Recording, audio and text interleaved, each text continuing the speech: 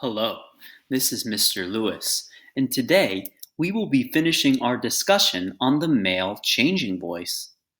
If you have not watched the intro or part 1 videos to our discussion, please watch those videos before continuing on with this one.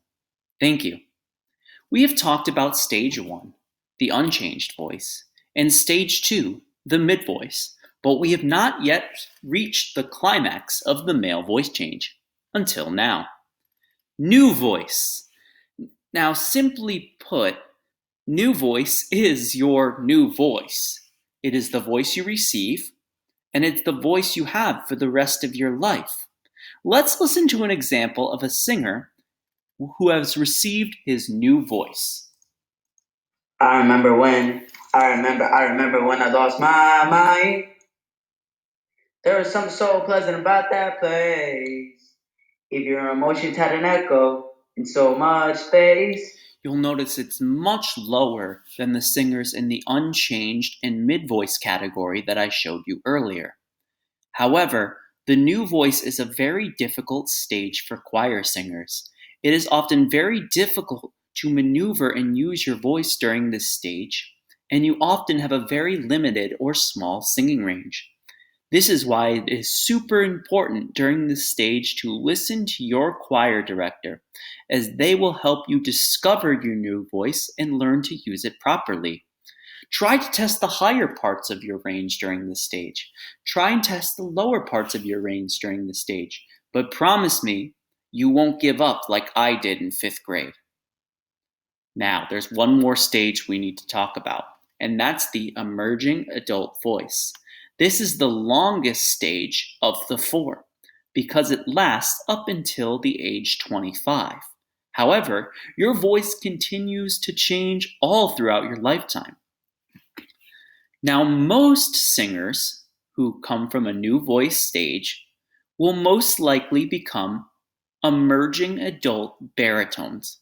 So let's listen to an example of an emerging adult baritone.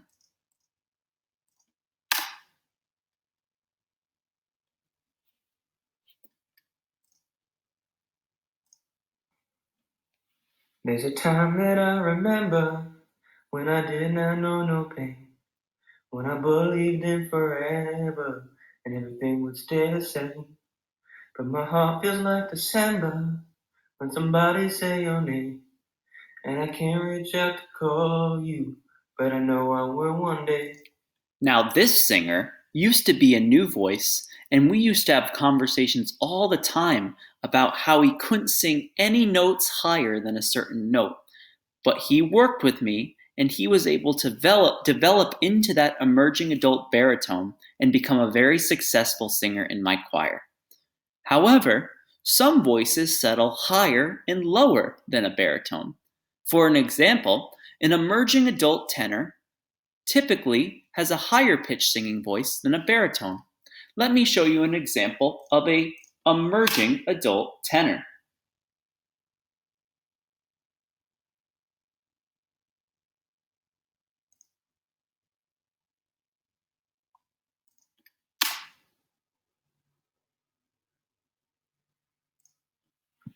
Fly me to the moon and let me play among the stars. Let me see what spring is like on Jupiter and Mars.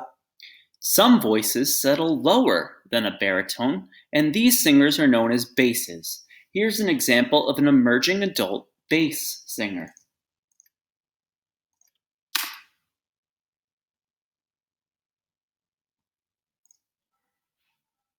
Happy birthday to you.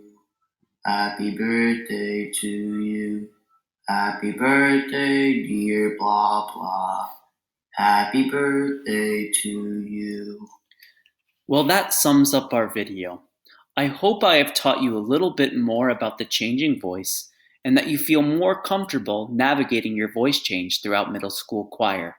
If you have any questions, please ask your choral director and they will be more than happy to help you navigate your voice change. Until next time, see you later.